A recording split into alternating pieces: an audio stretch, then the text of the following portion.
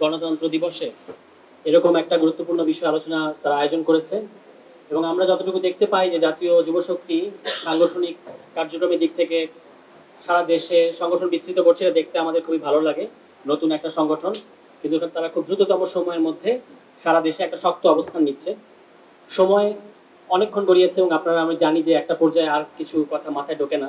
আর আমি আর খুব বেশি কথা বলবো না, কারণ এরপরে আমাদের সদস্য সচিব মহোদয় কথা বলবেন। এখন আমরা খুব গুরুত্বপূর্ণ একটা সময় আছি। এটা কোনো একাডেমিক ডিসকাশনের ব্যাপার না, এই সংবিধান নিয়ে আলোচনা। আমাদের যে বাংলাদেশের সংবিধান বিষয়ক যারা বিশেষজ্ঞ আছেন, মুসা ভাই একটু কানে মানে না শুনলে ভালো, কারণ উনি তো আইনের মানুষ। যখন আমরা সংবিধান বিশেষজ্ঞ যারা এবং আইনজীবী যারা, তাদেরকে যখন আমরা একটু বকাঝকা করি তখন তো তারা আমাদের উপর একটু রাগ করে। কিন্তু মুশকিলটা হচ্ছে কি যে তারা আমাদেরকে এখনো পর্যন্ত, যারা সংবিধান বিশেষজ্ঞ বাংলাদেশে, তারা একটা সঠিক রাস্তা, সহজ রাস্তা আমাদেরকে দেখাতে পারেনি। হয় দেখাতে পারেনি অথবা তারা দেখাতে চায় না। ফলে এখনো যখন আমরা জুলাই সনদের একেবারে শেষ পর্যায়ে আছি, জুলাই সনদটা কিভাবে বাস্তবায়ন হবে, তখন আমরা দেখতে পাচ্ছি যে বিচিত্র ধরনের বিভ্রান্তি মানে তৈরি করা হচ্ছে। যেমন ধরেন, কিভাবে সনদ বাস্তবায়ন করা হবে, সহজ সরল যে কথাগুলো, এই যে এখানে যারা এতক্ষণ আলোচনা করলেন বয়সে অপেক্ষাকৃত তরুণ, তারা বলতে পারছেন, কিন্তু আমাদের দেশের বিদগ্ধ বিশেষজ্ঞরা এই সামান্য সত্যটা মানতে চাচ্ছেন না বা এই সত্যের মুখোমুখি হতে চাচ্ছেন না। সেটা কি?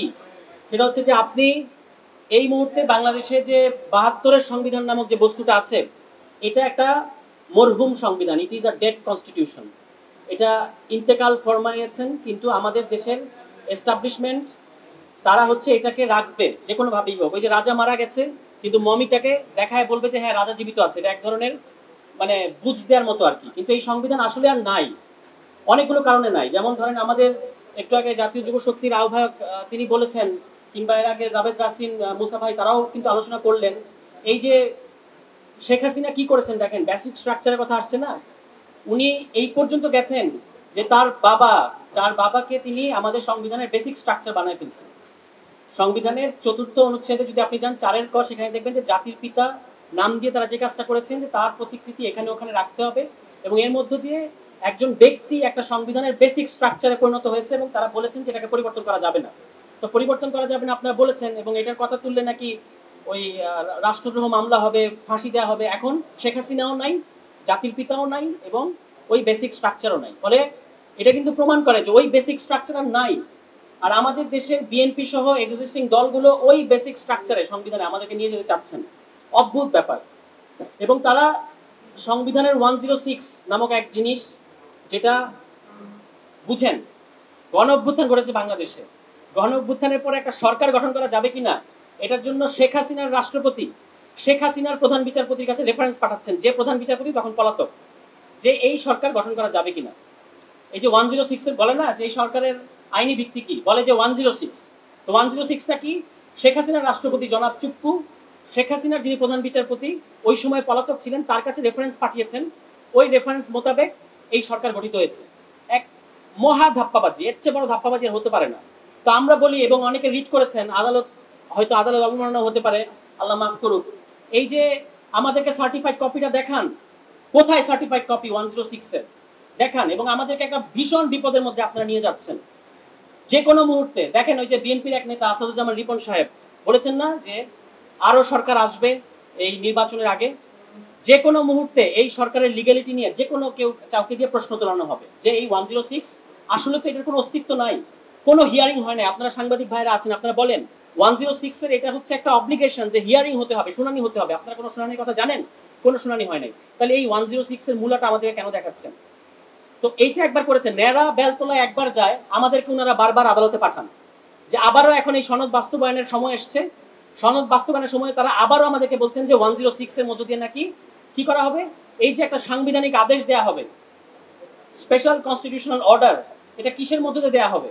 এটা নাকি দিতে হবে 106 এ। আদালত বলবে যে হ্যাঁ একটা বিশেষ সাংবিধানিক আদেশ দেয়া যাবে, এটা আদালত আবারও তারা আমাদেরকে 106 এ পাঠাবে। এখন 106 মানে এটা সংবিধানের অধীন একটা ব্যাপার, সংবিধানের একটা অনুচ্ছেদ। এটা আমি ভাই একটা আদার ব্যাপারই, আইন বুঝি না, কিছু বুঝি না, আমি বুঝি।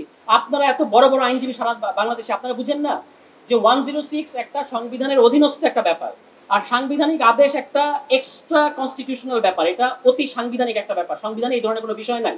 তাহলে আপনি সংবিধানের ভেতরকার একটা জিনিস দিয়ে কিভাবে একটা অতি সাংবিধানিক ব্যাপারে ফয়সালা করতে পারেন? মানে নজিরবিহীন কাণ্ড তারা ঘটাচ্ছে। এই আপনি যদি জুরিসপ্রুডেন্সের ইতিহাস থেকে দেখেন, আইনের জায়গা থেকে দেখেন, আমাদেরকে বারবার, যেটা আমাদের আহ্বায়ক যুবশক্তির আহ্বায়ক বললেন, যে আমাদেরকে কিন্তু তারা আবারও বিপদে ফেলবেন। জুলাই সনদ কেন?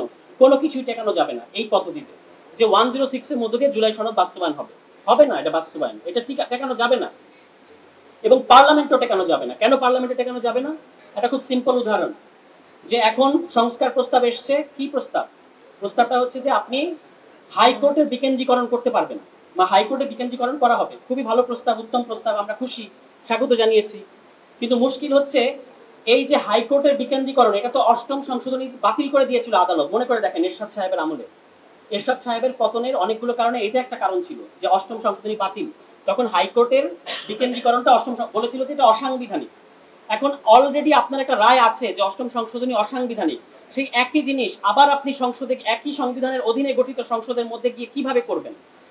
এই যে বিএনপি দাবি করছে, বা বিএনপি বলছে যে সংসদের মধ্যে দিয়ে আমরা সংবিধান সংশোধন করব, তো সংসদের মধ্য দিয়ে যেটার ব্যাপারে ইতিমধ্যেই আপনার এখানে প্রেসিডেন্স আছে যে এটা বাতিল করে দেওয়া হয়েছিল, সেটা আপনি আবার কিভাবে করবেন? আপনি করতে পারবেন না। এগুলো আমাদেরকে বলেন না। আমরা সালাউদ্দিন ভাইকে পছন্দ করি, ভালোবাসি, উনি আইনের ধারা উপধারা মুখস্থ করে ফেলছেন। কিন্তু ভাইকে আমরা অনুরোধ জানাই যে আমরা ছোট মানুষ হলেও এই জিনিসগুলো কিন্তু আমরা বুঝি, কারণ দুনিয়াটা খোলা, ইন্টারনেট খোলা। ইন্টারনেট একটা গুগল সার্চ করলেও, আমি হয়তো আপনার মতো অত ধারা উপধারা জানি না, কিন্তু এটা আমার জানা দরকার নেই। আমি একটা গুগল সার্চ করলে দেখতে পারি 106 কি আছে, 88 ধারায় কি আছে, তমুক ধারায় কি আছে, এটা আমার মুখস্থ করার দরকার নাই। কিন্তু এই যে পদ্ধতিগত সমস্যাগুলোর কথা বলতেছি, এগুলা কি আপনি জানেন না? এখন অনেকে বলেন, আমরা বলি না, রাগ করেন না, যে এই কমিশন হয়ে গেছে সালাউদ্দিন কমিশন। তো সেরকম যেন না হয় আর কি, যে সমস্ত কথা সবাই বলে, বলার পরে সালাউদ্দিন ভাই যেটা বলেন ওইটাতেই জি হুজুর, এরকম যেন না হয়। আমরা আশা করবো, এই যে কিছুদিন আগে অবশ্য আমি দেখলাম যে রামের সুমতির মতো সালাউদ্দিন ভাইয়ের সুমতি হয়েছে। বিএনপির আমাদের স্থায়ী কমিটির সদস্য, আমাদের শ্রদ্ধাভাজন রাজনীতিবিদ, উনি লাস্ট দিন এসে বললেন, প্রধান উপদেষ্টার ওখানে আমিও ছিলাম, আমাদের সদস্য সচিব ছিলেন, যে আমাদেরকে যদি আইনি ভিত্তি দেখাতে পারেন আমরা মেনে নেব। তো এতক্ষণে কেন ভাই? আমরা তো এই কথাটা 1 বছর ধরে বলে আসছি, জাতীয় নাগরিক কমিটি পর্যায় থেকে বলেছি। আপনারা দেখেন আমাদের জাতীয় নাগরিক কমিটির পর্যায়ে কি প্রস্তাব করেছিলাম আমরা, যে গণপরিষদ কাম পার্লামেন্টে আসতে হবে এই সংস্কার নিয়ে। টুডে আর টুমোরো আপনারা এখানে আসবেন, এটা আমরা আজকে এখানে লিখে দিলাম। এই যে আমি সারওয়ার তুষার এখানে বলছি, আপনারা নোট করেন, এখানেই বাংলাদেশকে আসতে হবে। এখন তারা নেপালের উদাহরণ দেয়, যে নেপালে তো অন্তর্বর্তী সরকার গঠিত হয়েছে, কই তারা তো সংবিধান পরিবর্তনের কথা বলে না, তারা তো নির্বাচনের তারিখ ঘোষণা করে দিয়েছে। কি মজা! আরে ভাই, ওনারা তো এই যে গণপরিষদ গঠনের একটা পেইনফুল জার্নি 2008 থেকে 2015, এই জার্নি অলরেডি সম্পন্ন করেছে। আমাদেরকে তো আপনারা ওখানে যেতেই দিচ্ছেন না। নেপালে তো 2008-এ একটা গণপরিষদ গঠিত হয়েছে, ওইটা সংবিধান দিতে পারে নাই, 2012 সালে ভেঙে গেছে, আবার তারা গণপরিষদ করেছে এবং 2015 সালে সংবিধান হয়েছে। ফলে এখন তো তাদের ক্রাইসিসটা সংবিধান নিয়ে না, আমাদের ক্রাইসিসটা হচ্ছে সংবিধান নিয়ে, এবং খুব ডিপ ক্রাইসিস, যেটা যুবশক্তির আহ্বায়ক তরিকুল বলেছেন, যে এই সংবিধানের ভেতর থেকেই বারবার মিলিটারি শাসন আসে, বারবার জরুরি অবস্থা আসে, এবং এই সংবিধানের মধ্যে এমন ভাবে পাওয়ারের ইমব্যালেন্স করা হয়েছে, এমন ভাবে সমস্ত স্পেস, সমস্ত রাষ্ট্রীয় প্রতিষ্ঠানকে দখল করা হয়েছে, যে আলটিমেটলি আপনি এই অতি ক্ষমতার ভারে আপনি তো পড়বেনই, এবং আর কোনো রাজনৈতিক দল যেহেতু নাই, ফলে মিলিটারি ক্ষমতায় আসবে। বারবার এটা ঘটেছে। কেন এই গণঅভ্যুত্থানের পরে আমাদের 1/11 নিয়ে ভয় পেতে হবে? এখনো কেন 1/11 গুঞ্জন?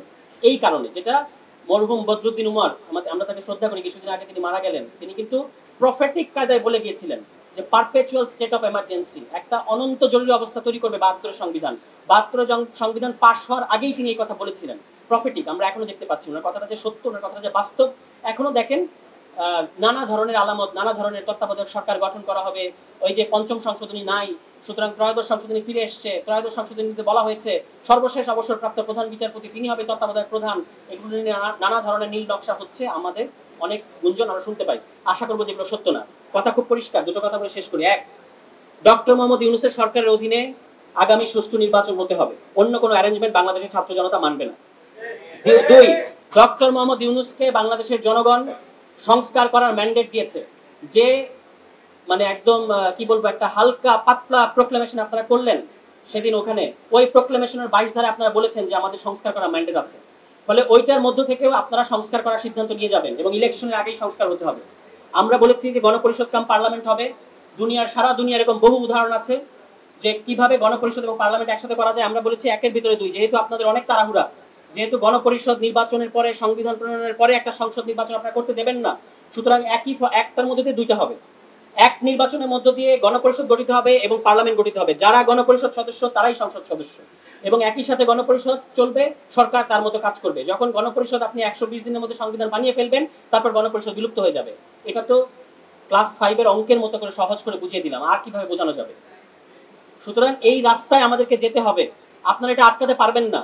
আজকে যেতে দেবেন না, এটা 2 বছর পরে এখানে যাবে বাংলাদেশ, 3 বছর পরে এখানে যাবে। এই 72 সংবিধান আপনারা যদি টিকিয়ে রাখেন, এই সংস্কারকে আবারও সাংবিধানিক ধারাবাহিকতার ভেতরে ঢোকাতে চাচ্ছেন, আমরা আপনাদেরকে হুঁশিয়ার করতে চাই যে আবারও বাংলাদেশে গণঅভ্যুত্থান ঘটবে যদি আপনারা এই সংবিধান বদলাতে না দেন। কারণ এই সংবিধানের ভেতরেই গণঅভ্যুত্থান ঘটার সমস্ত শর্ত রয়ে গেছে।